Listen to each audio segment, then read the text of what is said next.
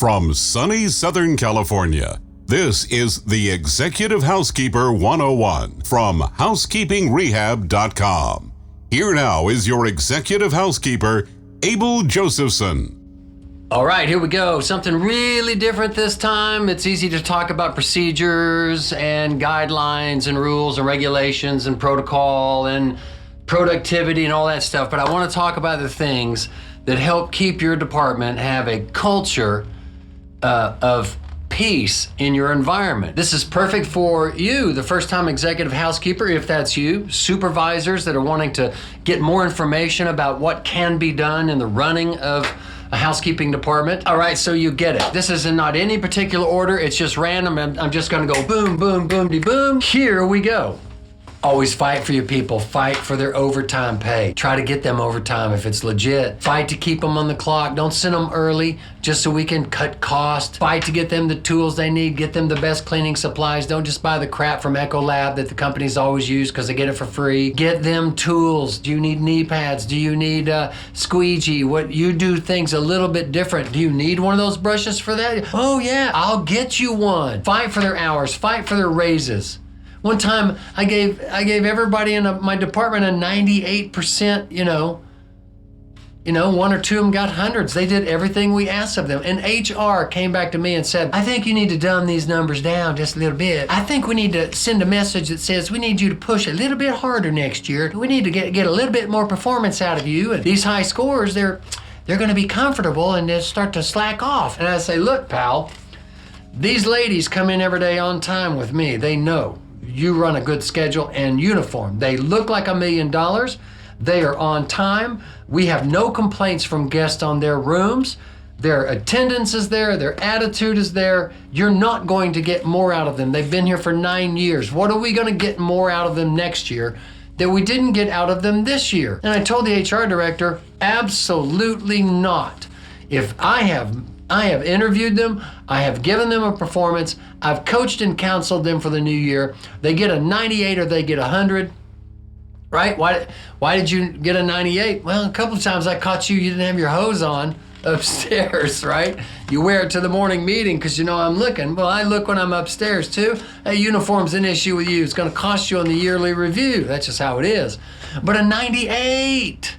And they want me to lower the number so we could get a little, I said crazy. I told director of HR, if you want to bring these ladies in one at a time and you want to re-interview them and do their annual review, you go right ahead. And if you want to give them lower numbers, I don't even care. I gave them my review and it sticks with me. I'm not going to be seen going back and lowering those numbers. Are you crazy? Are you insane in the membrane? These are career professionals. They do stuff you don't even want to know what they do. They see stuff in these toilets you don't even want to know what they see. Lower their review score so we get more out of them. Oh, dear Lord, baby Jesus. Oh my God, HR. That grand old benevolent national asylum for the helpless sometimes. Are you kidding? Lower their scores? Not me, pal. Fight for your people. Hoorah. Employees don't always know what they're looking at with you, but they see it. Job one, you are never late. You are the executive housekeeper and you are never late. You walk by a higher standard. Me, I never call off. If I have to come in and get the day going, then turn it over to somebody, then leave, I do that. Maybe, it's only, I never get sick, so I haven't called off in at least, 10 years, something like that.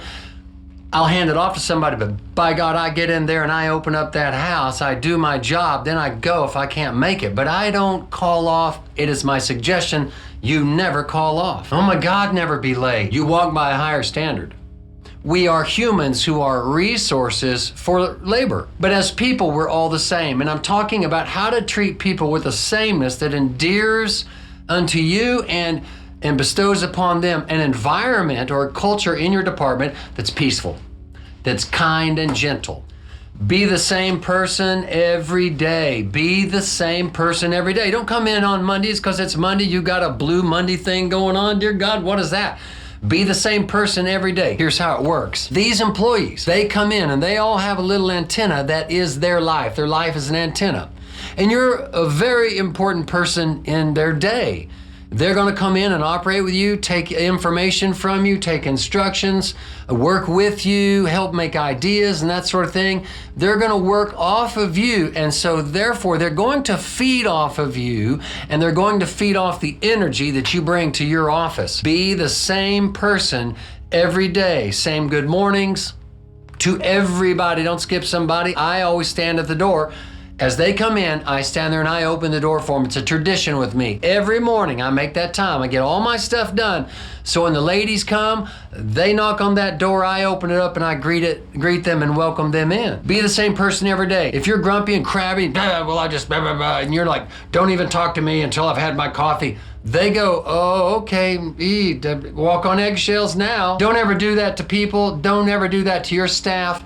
Oh my God, you're just hurting yourself. Be the same person every day. They're going to feed off the energy. And when you have a can-do, will-do attitude, when you're there, when you're on time, when you're chipper, you don't have to be, oh, hey, it's so early in the morning. Not everybody can take that. But be up and be positive and be focused on the work and be good and ready to go from your heart and from the presentation of your energy. They feed off of it. And what you feed them, they will become in about a half an hour. If you're grumpy, you're going to have a grumpy day with people. Why? You fed them grumpy. Don't feed them grumpy. Here's a mistake a lot of people make. Okay, let's say you're going to discipline this person. They have to get a ride-up or coaching and counseling or something, and you tell them at 11 o'clock in the morning, come see me at the end of your shift and bring your name tag. I think I can reuse it. We need to have a talk. So you got somebody you need to coach and counsel? Wait till the end of the day, then bring them in. Let them work with their heart free all day. There's nothing worse than working when you're suspicious inside. What's going to happen? Oh my God, did I do something wrong? Oh my God, he wants to talk to me in the office. No, wait till the end of the day, then call somebody in. Go up there right before their last room, before they start their last room, tell the supervisor, take that room from her, give it to that one, let me have a conversation with her. If it's something that you can handle while she's right there in the room, that's better than the office. It's more private. Nobody's walking by going, oh, who's that in the office? Ooh, is she in trouble? I wonder what she did. Ooh, is she telling on me? You know, all that nonsense. You can take care of it in the room, just have a conversation right there in the room. Sit on the couch. Relax them in her work area, in her office, and take care of whatever you need to take care of. If it's a serious kind of thing, you've got to get some documents signed, and you got a little problem, take them down to the office. But don't tell them at 10 o'clock in the day. They're just going to worry about it and have a miserable day. You don't want somebody doing that to you. Don't do it to somebody else. As for me, I generally don't buy pizza and have donuts, bring donuts every morning. First of all, it's not healthy to get all gooned up on sugar and stuff in the morning. It causes you to have a sugar crash and slow down at 10 o'clock after you ate 3 donuts at 7 o'clock. I don't even really care about all that. Some people think they win points and favor with the people that work with them in the department. You do not. All they get is free donuts, and you don't get anything. They don't like you more because you buy them donuts. Hey, listen, every once in a while I'll call down from the restaurant, give me 25 breakfast tacos. Boom, out of the blue, unexpected. But if you think you've got to do that regularly to keep them on board, you got some problems. You don't understand how things work. They're more focused on you examining and appreciating and respecting the work they do by being on the floors every afternoon and going into at least 3 of their rooms every single day and stopping to talk to them every single day. That's more important than pizza and donuts. Now, I will have, once a quarter, we'll have a potluck dinner or a covered dish dinner. Everybody makes their favorite, pupusa or tacos or avocado salad or guacamole or whatever it is, And when you're executive housekeeper, you better not eat the day before because it is your duty to go and try and sample something that everybody brought. They are watching you to see if you like it. I'm telling you, this is very good advice. It's okay to have a tradition like a potluck dinner where everybody makes food, everybody comes on board, we finish, about 1 o'clock, everything's done, we have a long lunch, which we pay them for, send them home early. You pick a slow day, right? Low checkouts. And do it once a quarter. It's great. We're a family. Something I do that's kind of unique, and I don't participate in the holidays that are on a calendar. I haven't done this since I was 26 years old, and that's been at least 2 years ago. I work on the holidays. Why? So my supervisors can have the day off. I'll take a long weekend after the first of the year, but you know what? These guys have given me their best, and for their behalf, because I don't get points for this, they don't like me more because I do this. Trust me, none of this stuff makes them like you more. It's just kind to do it. You endear good relationships with people, but that's all. I'll do the work of 2 supervisors on Christmas Day, so my supervisors can have the day off. It's just good business. It's just my suggestion to you. It's how I've done it, and I like doing it like that. I'm proud of that, of taking care of my supervisors and their families. Teach your supervisors everything you know about this business. Tell them what goes on in executive meetings, right? Tell them what conversation you had with the general manager pertaining to engineering. Keep them in the loop on everything. Not gossip, not sensitive interpersonal human resources issues that are nobody's business but the employee and their manager. I'm talking about procedures and guidelines, things we're gonna do in the future, plans, goals, that sort of thing. Teach your supervisors. Teach them how to do inventory. Teach them how to work Excel spreadsheets. Teach them how to write mathematical formulas in Excel. Teach them how to file. Teach them how to talk to people. Teach them what they should never say to somebody. Teach to them how to terminate somebody. Talk about what you're going to do before you terminate somebody. Explain it to your supervisor so they can watch you in action and know that you have a plan and a methodic way of going about it. And then display it in front of them. Terminate somebody, and then when they leave, have a conversation with your employees, with your supervisors about what happened and what did you think and what did you see. Did you understand that when I did say this, it made them rest and not be hostile or angry or, whatever. Talk about it and educate them. For the job? No. For their life, for their career from here on out. You are shaping and molding lives, and it should be very important to you to teach your supervisors everything you know. Disciplinary action or coaching and counseling, whatever you want to call it, write them up, whatever, Or maybe you just need to have a verbal with them that's pretty straightforward. When they leave that office after they've had this kind of meeting with you, they should be like, hey, I got it. Good deal. We can work with that. No problem. If you handle it right, you'll get that all the time. A stepping stone and not a stumbling stone. But if you have a cloud that you bring in with you to that little meeting and you're going to make sure they understand that you're going to tell them what they're going to do and we will not have that anymore. Do you understand? Do you understand me? Do you understand me? And these are career professional adults. These are not children. These are not your children. These are career professionals. Simply explain it to them. This went on. It wasn't the best practice. It wasn't according to procedure, really. I understand why you make that decision. I get it. Listen, in the future, don't do that. Do this and do that, from here on out, and then we'll be fine. Make it a stepping stone. That all depends on you. The spirit by which you speak from your heart, the vibe that you bring into the office. Speaking of that, when you bring anybody into your office, hey, would you like a bottle of water? I always kept a case of water bottles under my desk. Would you like a bottle of water? Be hospitable. Have tissue there. Sometimes employees will cry if you're having a conversation with them that's important. Be able to offer them a tissue.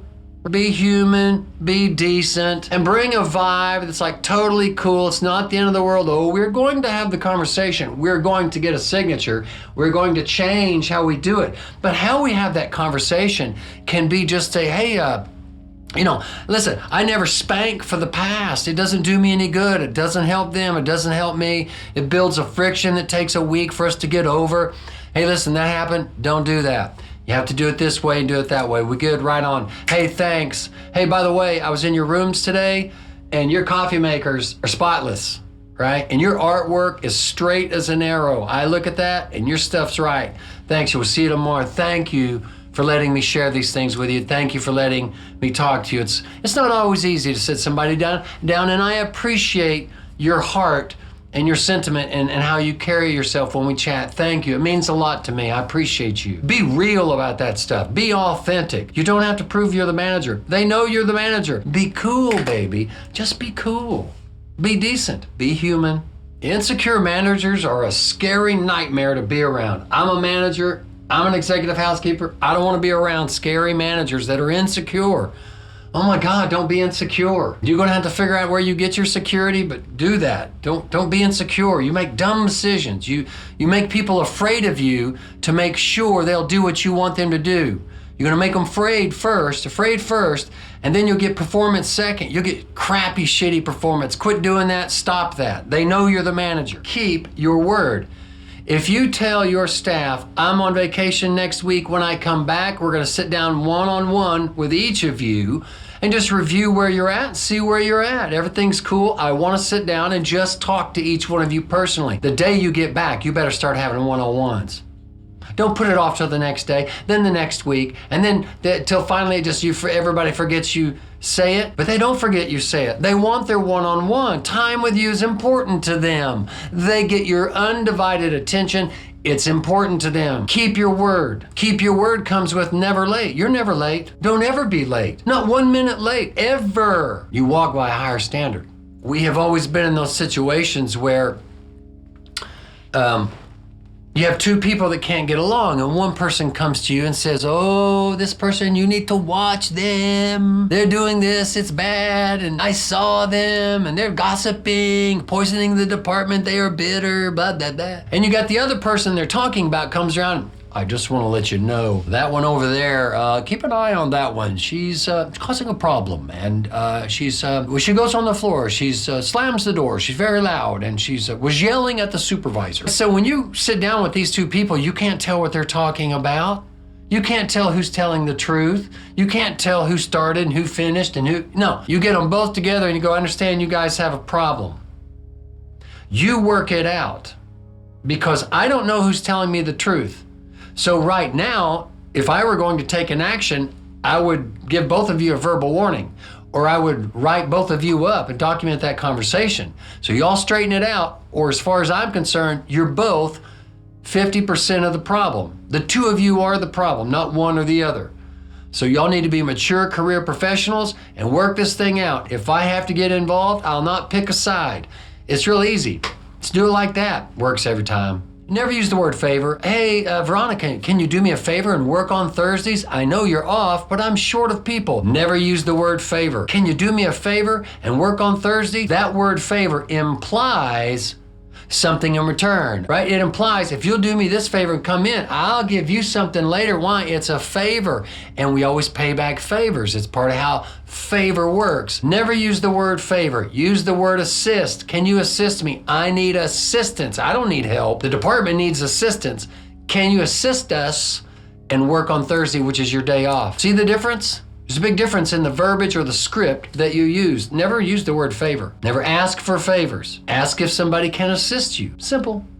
Before I forget it, avoid all seniority codes. Take seniority out of your program. What's a seniority code? I have seniority, so I'm listed first on the schedule. I always get my days off, and the other people fill in, but I never work on my days off because I have seniority. Oh, really? Here's how we know if you have seniority. We know you have seniority if it's in the employee handbook. If it's not in the employee handbook, you do not have seniority. No seniority whatsoever. You cannot have that enter into your department. It will control your schedules. It will control your productivity. It will control people underneath you. They'll take up a little manager job of their own because they have seniority. Get rid of seniority. If it's not in the handbook, drop it like a rock. When they go, well, the last manager, they gave me seniority and they respect, well, fine.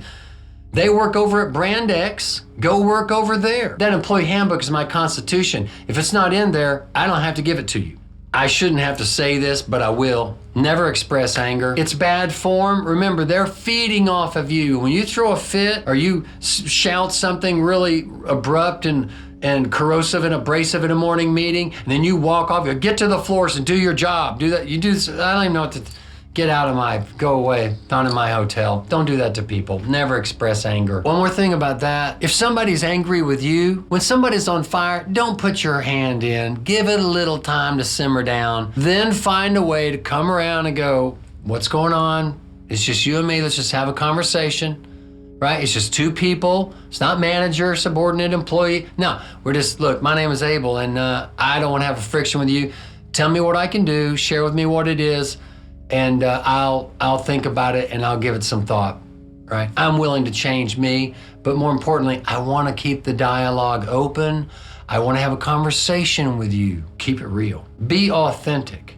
But why do people act up or act out, as they say? I have discovered in years of doing this that you have problems in your department, people not getting along, people, complaining and going to HR about stuff that's not happening or what, or is whatever. Because they don't get enough attention. You have to give your people attention. Did you know that? They need attention. Like your energy focused on them. You need to visit them in the rooms. You need to, most importantly, inspect their work.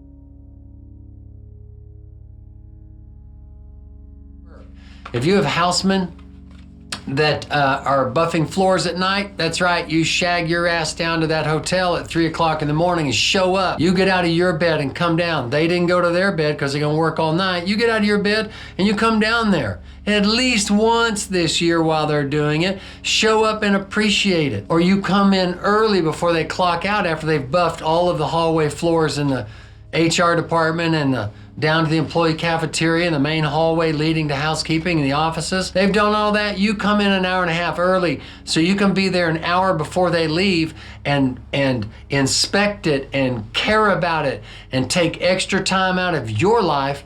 Be seen doing that and give them attention and inspect the work and appreciate it. And if it's not correct, you're gonna have a conversation about how we do it next time. Go the extra mile. Give people attention and time. They need it. They respect you. Go into their rooms. You need to be on those floors every single day you're in that building. You need to go to at least 3 rooms. You go to that housekeeper, you get 3 rooms off their list. All right, I'm going in. And they know why you're going in because you told them in the morning meeting. I'm checking to make sure couches are lined up center under the artwork. Give me 3 rooms you've finished. So I can find you being successful. These are done. They're gonna give you 3 rooms where they've done it, right? And you're gonna go and check those rooms. You're gonna come back, high five and a body slam. All right, baby. And go to the next person. Always finding them right, always giving them attention, visit with them in their office. Those rooms are their office. I conduct probably, I don't know, a high percentage of my conversations with employees in their office. I go to their room to have a coaching and counseling with them. Saves time for them coming down and then going back up, then get behind, blah, blah, blah. Give your people lots of normal, authentic, healthy, human being attention. Go up there and go into their rooms every day. Never have a day, if you can avoid it. Sometimes we got to go off property. I get all that. You understand what I'm saying. Go into those rooms every day. They're in them every day. It should be important enough for you to go into at least 3. Give them attention. You'll have a lot less HR problems in your department, a lot less fighting amongst the people. For one thing, when you're present on the floors, things are a little bit more professional. All right, so how many times have you come up short in a day and oh no, we have to, clean this room. Somebody checked out early and front desk wants it. So we're gonna have this room attendant go in and clean an extra room. My standard is 0.615 productivity factor, which is 35 minutes per room. So she does 13 rooms in a day. So she's gotta do 14 rooms that day and stay late. We're gonna pay her overtime. I get all that, but she's mad. She doesn't want to, but it's her section. She's there and I'm requiring that she do it. And so the supervisor comes to me, oh, you need to go talk to Marina. She's mad, she's angry. Marina's got an attitude. You need to go talk to her. No, you shag your ass back up there and you go thank her for doing that. Of course she's angry. I'm not removing that from her. That's legitimate. That's righteous. I understand it. I expected it. I got what I expected. I'm not gonna go try to fix it. Go thank her. Go thank her because she's cleaning the room. Go thank her. If I go up there, I won't say, hey, what's with the attitude? I know what's with the attitude. The attitude's my fault. I assigned something. I'm sticking by my assignment. Go thank her. Thank you. I know that you wanted to go. Everybody's ready to go psychologically. I got 10 more minutes and I'm out of here. And then they throw another 45 minutes on you. Thank you for doing this. I appreciate it. I wanted you to do it because you do the best rooms. It's your section. I don't want somebody coming to throw it in here and you're here. So I had you do it. All right, go up there and just get righteous and get real and be real with these people and thank them. Don't go correct their attitude. It's okay if they work angry. Help them, supervisor. Don't complain about them. Go in and see what you can do to help the situation. And when somebody's on fire, don't put your hand in. Give them a little cooling off time before you go up there and put your hand in the beehive. Ooh. Keep your department updated in your morning meetings. Talk about what the managers talked about in the morning. Talk about new renovations. Talk about some of the politics that are going on. Talk about what the owners want, but the managers don't want it, in a little conversation, argument we're having with the corporate office. Feed them information that pertains to our industry. Do not treat your housekeepers and your housekeeping staff like little stupid children. I despise this at every level. Treat them like the career professionals that they are. Inform them what's going on in the hotel. Enough said? Enough said. Be a good finder. It's 3-to-1 or 2-to-1 good. For everything that I say, that's not quite right, I got 2 or 3 things. That's right, that's right, that's right, but that's right, that's right, that's right. Focus on the good. Be a good finder. Set the things up in the morning. I'm going into your rooms. I'm going to be looking at the inside of refrigerator doors, the seal. I just look at that top to make sure there's no junk down in that rubber seal when you open up the refrigerator door. That's all I'm looking at. When you see me on the floors going into your rooms, that's all I'm doing. And so I go up on the floors. Okay, what rooms have you finished? Okay, 405, 412, 413. You're done? All right, I'm gonna go check the seal. Okay. I go down there, I check the seal. Great. I go back. Hey, great. See you tomorrow. Always finding them right. What is this sickness in the mind of executive housekeepers? They're only looking for what's wrong. Bring a general manager up there. They're like doing this stuff. Way up here where no guest will ever see. Look, wait, back here, back. Oh, that's wrong. Young lady, this is not acceptable. You know that bullshit. Oh my God. Be a good finder, find them right. Always find them right. And you can set it up to where you're finding them right and not an ambush captain up there like a police officer pulling them over to write a ticket. Have a photo wall. Put a bunch of pictures of everybody up once a month. Go around, take pictures of people making funny faces and put it on a big photo wall, right? Have a fun little thing in your department, man. Keep it cool. Keep it light. Travel light and hang loose. If somebody wins an award, put it up in your department. If somebody in engineering is the employee of the month, put their picture up in the department. Give them honor in your department. Honor the front desk in your department. Put pictures up. Put awards up. If you want to have a board where people bring pictures of their family, God, that's fine. People in your department come from very diverse and different backgrounds. One time I was in an elevator with an engineer. We were on the elevator with about 6 or 7 housekeeping ladies, and they weren't saying anything. They were kind of, to themselves. And so this engineer says, "Oh, why is everybody so quiet? What happened? Did your husband slap you around this morning?" Never. I had an employee once that told me that he grew up in San Salvador. And in El Salvador at that time, they had malicious and guerrilla activity. And this group came around and forced all the young men, like 8, 9, 10, 11, 12, 13, 14-year-old boys into the military. And his job was to go and, with this group of people, this militia, into a village where they were going to force the other boys to join their little guerrilla team. And they would take a baby and throw it up in the air and shoot it. And it was his job at 13, 14 years old to throw the baby up. You deal with people who come from very diverse backgrounds, situations. You have no idea what their home life is like, what their married life is like, what their financial situation is. When they come to that job, sometimes it's the only place. You have people, sometimes somebody wants to be controlling in the department. Sometimes it's because it's the only place in their life where they can stand up and, handle something and do something and have control. Understand that you have no idea who you're dealing with many times. Be kind. Don't make stupid comments. Be very understanding. That's why I say don't tell me when you have to call off from work. Just tell me you're not working. That's all I want to know. I don't want you to have to be in a situation where you have to tell me personally, deeply personal or hurtful things about your life. Sometimes we just wake up and we feel like for shit, so we're not coming to work. Okay, all right, that's fine. That's how many times you're off, not why you're off. Be very careful. Be very mindful of the type of people that you are working with. Your employees, your staff, you know what? They look up to you. You are their confidant. You are their employer. You are their manager. You are their friend. You are their protector. You are in many ways a father figure sometimes. Sometimes you're a brother type figure to them. Sometimes you are their encourager. When they don't get any encouragement at home, you encourage them. You appreciate them. You build them up, build people up. It doesn't help you to tear anybody down. Keep in mind, you never know who you're talking to. Do your best with people. Create a culture and an environment that is peaceful. Keep it all cool, baby, and you'll do just fine. I hope these things help you. It took me years to understand how to maneuver through some of these things, and I know I just came at you, boom, boom, boom, boom, boom. But I know you like that. You like content-rich videos. Like my video, share my video. Go right down there to that little email address and send me an email. Talk to me. I want to know about you. I tell you about me. Let me hear from you. All right, let's get into the department. Let's run a department that's healthy and peaceful and full of love. The hotel and hospitality industry is a type of entertainment and a form of show business. Thanks for visiting the Executive Housekeeper 101 with Abel Josephson from housekeepingrehab.com.